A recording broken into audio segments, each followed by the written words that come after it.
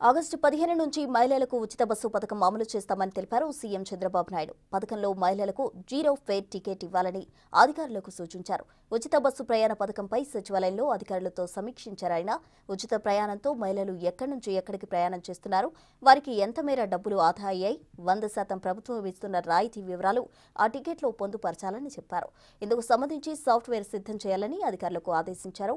ప్రయాణ పథకంతో ఏ రాష్ట్రాలకు ఆర్థికంగా ఎంత భారం పడింది, మన రాష్ట్రంలో ఎంత వ్యయం కానుందనే అంశాలపై కూడా ముఖ్యమంత్రి చర్చించారు.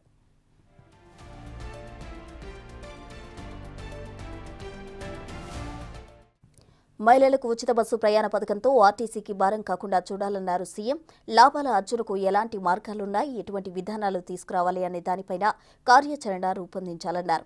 మరోవైపు రాష్ట్రంలో ఇకపై ఏసీ ఎలక్ట్రానిక్ బస్సులు మాత్రమే కొనుగోలు చేయాలని అధికారులకు సీఎం నిర్దేశించారు. అందుకు అవసరమయ్యే విద్యుత్తును సొంతంగా ఉత్పత్తి చేసుకోవాలని సూచించారు.